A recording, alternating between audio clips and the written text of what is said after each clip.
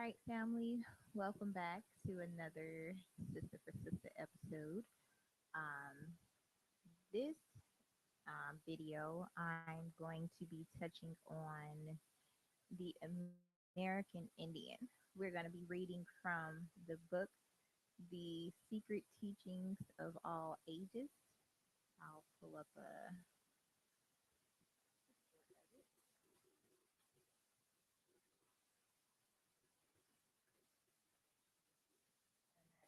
by Manly P. Hall. I am reading from the Kindle Cloud Reader, as you can see. So let's just take a look through history. We're trying to find out and pinpoint our people, our history, and our heritage. So it would most absolutely behoove us to take a walk where our ancestors have walked as well.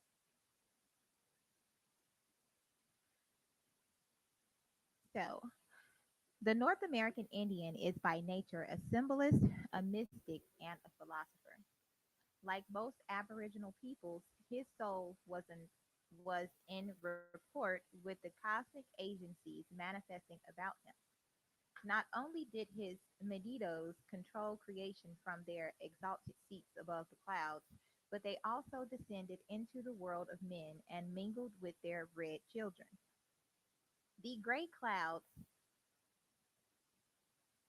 sorry, the gray clouds hanging over the horizon were the smoke from the calumets of the gods, who could build fires of petrified wood and use a comet for a flame.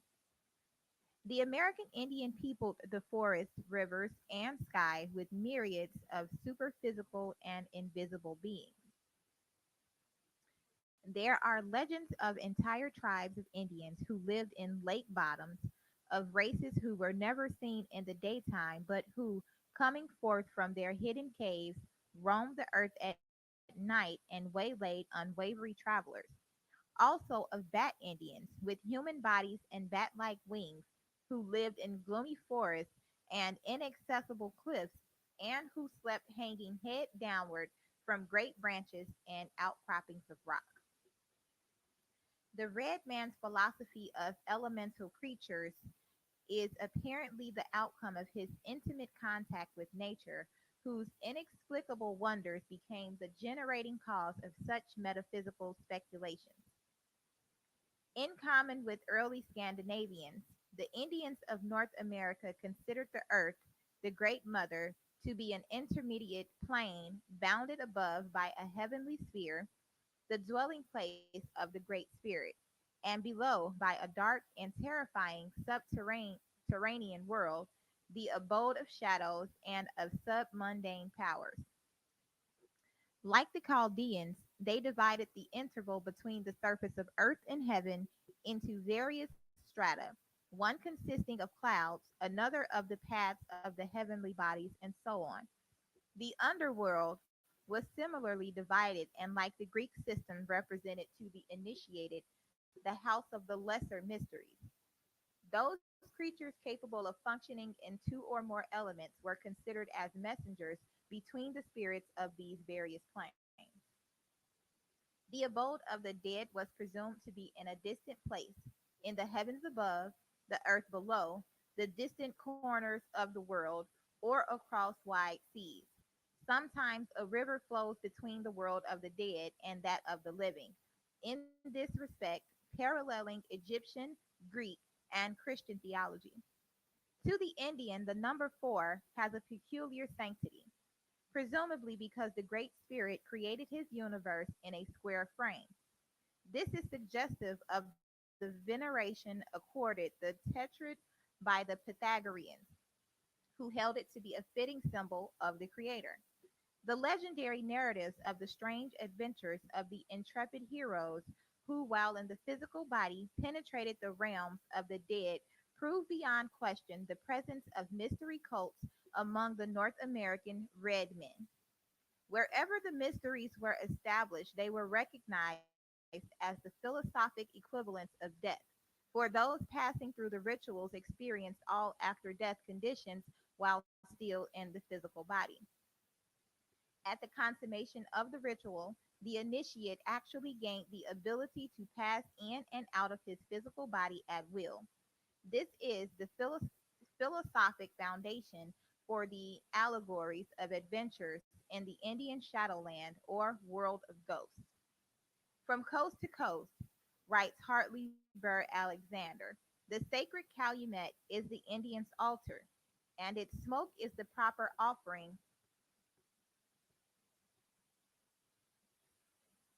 to heaven. See Mythology of All Paces. In the notes of the same work is the given is given the following description of the pipe ceremony. The master of ceremonies, again rising to his feet, filled and lighted the pipe of peace from his own fire. Drawing three whiffs, one after the other, he blew the first towards the zenith, the second towards the ground, and the third towards the sun.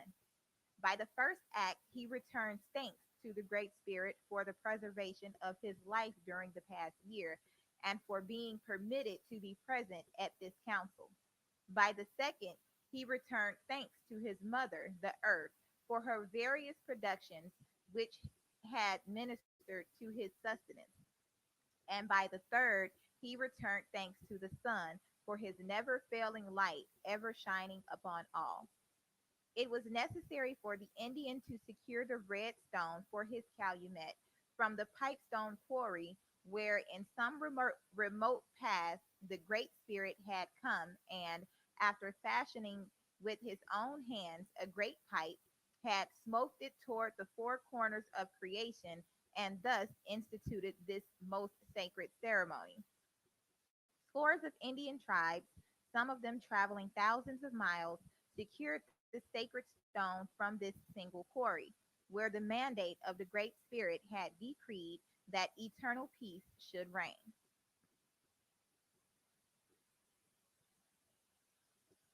The Indian does not worship the sun.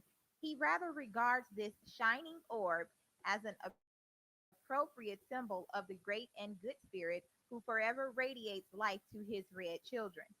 In Indian symbolism, the serpent, especially the great serpent, corroborates other evidence pointing to the presence of the mysteries on the North American continent.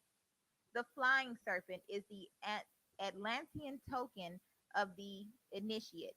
The seven headed snake represents the seven great Atlantean islands, the cities of Chabola, and also the seven great prehistoric schools of esoteric philosophy. Moreover, who can doubt the presence of the secret doctrine in the Americas when he gazes upon the great serpent mound in Adams County, Ohio, where the huge reptile is represented as disgorging the egg of existence? Many American Indian tribes are reincarnationists. Some are transmigrationists. They even call their children by the names supposed to have been born by them in a former life. This is an account of an instance where a parent, by inadvertence, had given his infant the wrong name, whereupon the babe cried incessantly until the mistake had been rectified. That's interesting. The belief in reincarnation is also prevalent among the Eskimos. Aged Eskimos not infrequently kill themselves in order to reincarnate in the family of some newly married loved one.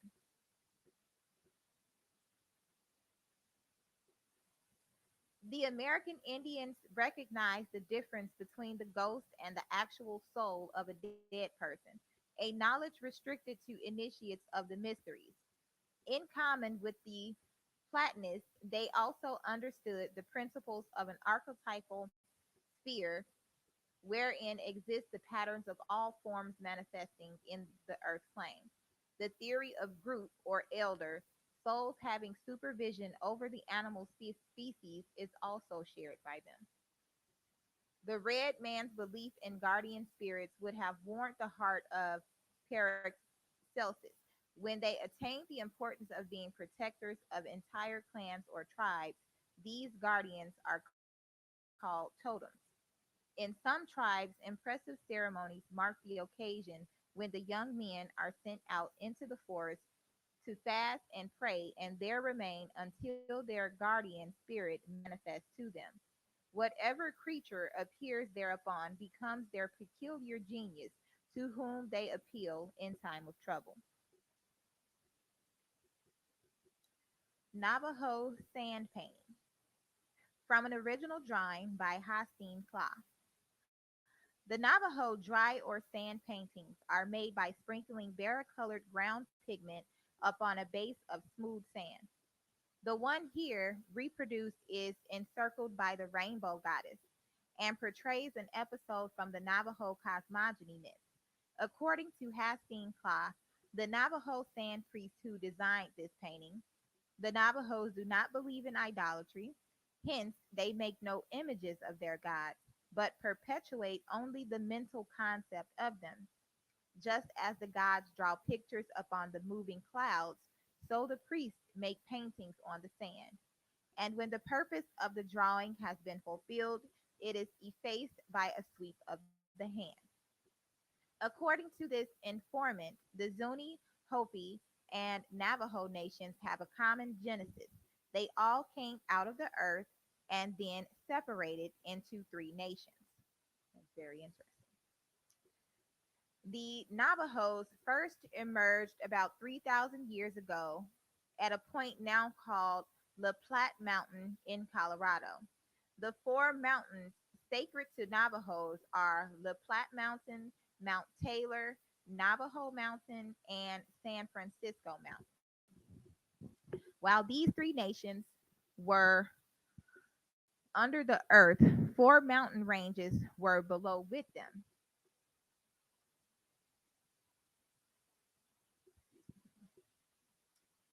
The eastern mountains were white, the southern blue, the western yellow, and the northern black. The rise and fall of these mountains caused the alternation of day and night. When the white mountains rose, it was day under the earth. When the yellow ones rose, twilight. The black mountains brought night, and the blue, dawn. Seven major deities were recognized by the Navajos, but Hastings Clough was unable to say whether the Indians related these deities to the planet.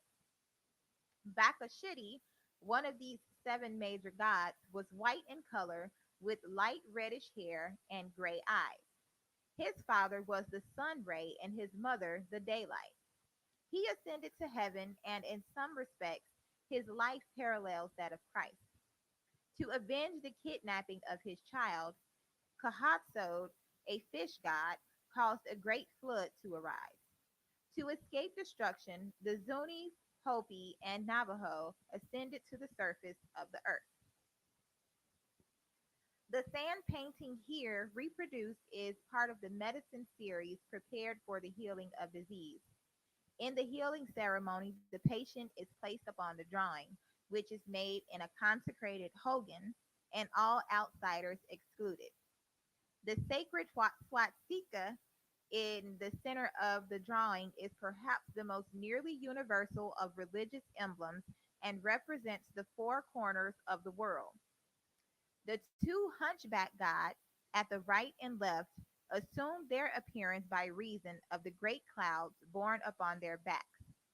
In Navajo religious art, male divinities are always shown with circular heads and female divinities with square heads.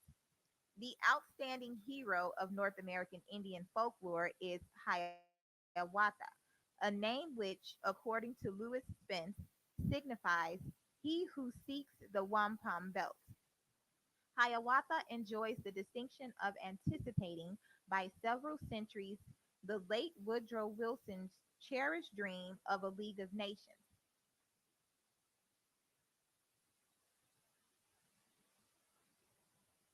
One second.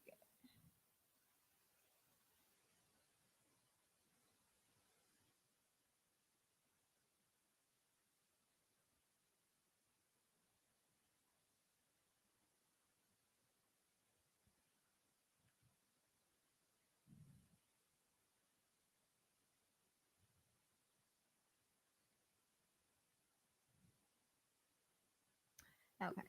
Following in the footsteps of Schoolcraft, Longfellow confused the historical Hiawatha of the Iroquois with Manabozha, a mythological hero of the Algonquins and Ojibwas. Hiawatha, a chief of the Iroquois, after many reverses and disappointments, succeeded in uniting the five great nations of the Iroquois into the League of the Five Nations. The original purpose of the League, to abolish war by substituting councils of arbitration, was not wholly successful, but the power of the silver chain conferred upon the Iroquois a solidarity attained by no other confederacy of North American Indians. Hiawatha, however, met the same opposition which has confronted every great idealist, irrespective of time or race. The shamans turned their magic against him and, according to one legend, created an evil bird which, swooping down from heaven, tore his only daughter to pieces before his eyes.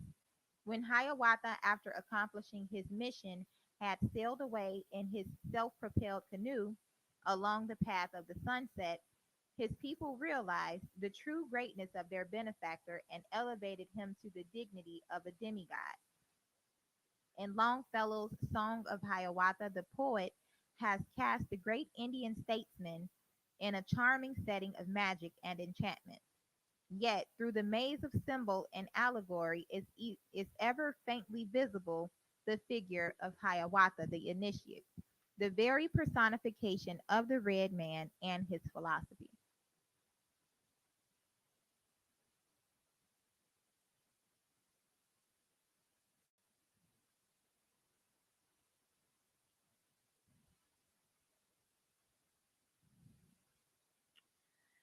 The Popol Vuh, Popolva. No other sacred book sets forth so completely as the Popolva the initiatory rituals of a great school of mystical philosophy. This volume alone is sufficient to establish incontestably the philosophical excellence of the red race. The red children of the sun, writes James Morgan Priest, do not worship the one God. For them, that one God is absolutely impersonal, and all the forces emanated from that one God are personal. This is the exact reverse of the popular Western conception of a personal God and impersonal working forces in nature. Decide for yourself which of these beliefs is the more philosophical. These children of the sun adore the plumed serpent, who is their who is the messenger of the sun. He was the god Quetzalcoatl in Mexico, Gucumatz in Quiche, and in Peru he was called Amaru. From the latter name comes our word America. Amurica is literally translated land of the plumed serpent or the fallen serpent. The priests of this god of peace, from their chief center in the Cordilleras, once ruled both Americas. All the red men who have remained true to the ancient religion are still under their sway. One of their strong centers was in Guatemala, and of their order was the author of the book called Popova. In the Quiche tongue, Gucumatz is the exact equivalent of Quetzalcoatl. In the Nahuatl language, Quetzal, the bird of paradise, Coatl, serpent, the serpent veiled in plumes of paradise bird. The Popova was discovered by Father Ximenes in the 17th century. It was translated into French by Brasseur de Bourbourg and published in 1861.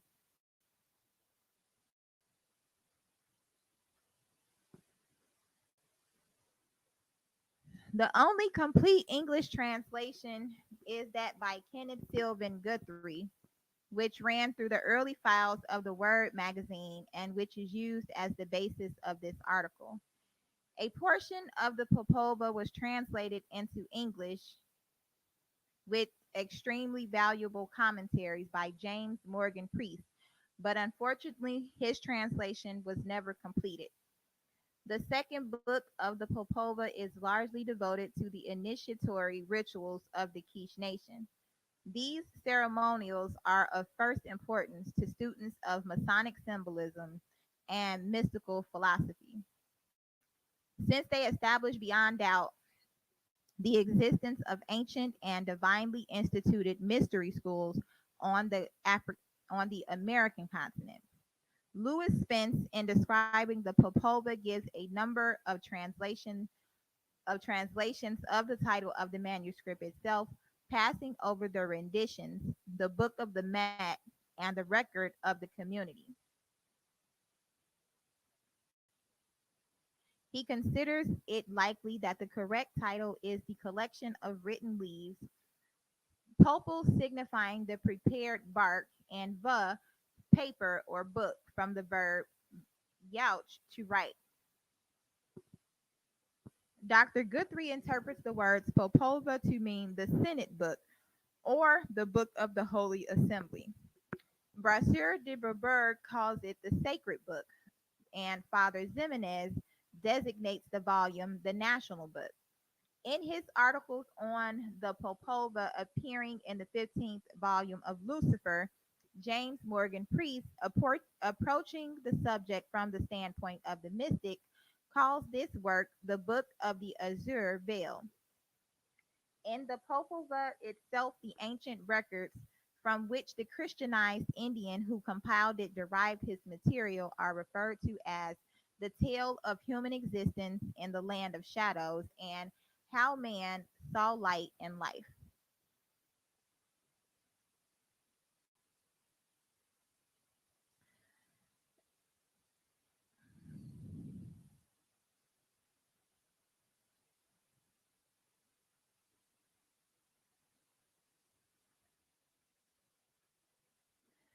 The meager available native records contain abundant evidence that the later civilizations of Central and South America were hopelessly dominated by the black arts of their priestcrafts. In the convexities of their magnetized mirrors, the Indian sorcerers captured the intelligences of elemental beings and, gazing into the depths of these abominable devices, eventually made the scepter subservient to the one.